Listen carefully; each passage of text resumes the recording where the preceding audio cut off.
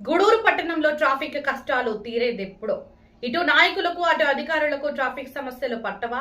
పట్టణంలో వాహన చోదకుల వలన నిత్యం ట్రాఫిక్ సమస్యలు ఎదురవుతున్నాయి. ఇటు నగర పంచాయతీ కమిషనర్ అటు పోలీసులు పట్టించుకోకపోవడం వల్ల వాహనదారులు తోపుడు బండ్లు ఇష్టానుసారంగా రాకపోకలు సాగిస్తున్నారు. ఇక చెప్పుకుంటూ పోతే గ్రామ పంచాయతీ నుంచి నగర పంచాయతీ అయ్యి 15 సంవత్సరాలు అయినా కూడా గూడూరు నగర పంచాయతీ మాత్రం అభివృద్ధి చెందలేదు. కారణం ఏంటో ప్రజలకు అర్థం కాలేదు. ఎందరో నాయకులు మారారు, కానీ గూడూరు మార్పు కాలేదు.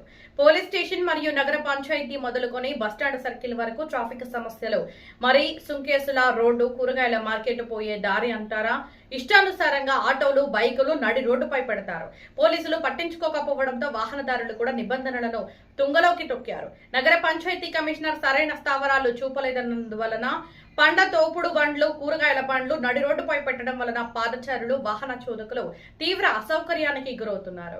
కొందరు వాహనదారులు ఈ రోడ్డు పక్కనే ద్విచక్ర వాహనాలను పార్కింగ్ చేయడం, కొందరు డ్రైవర్లు ఆటోలను రోడ్డుపై నిలిపివేయడంతో ట్రాఫిక్ సమస్య ఎక్కువగా ఉంది. ఇప్పటికైనా ప్రజల బాధ అర్థం చేసుకోవాలని ఉన్నతాధికారులు ట్రాఫిక్ సమస్యలపై ఇకనైనా మార్పు తేవాలని అధికారులకు, పోలీసులకు స్థానికులు కోరుతున్నారు.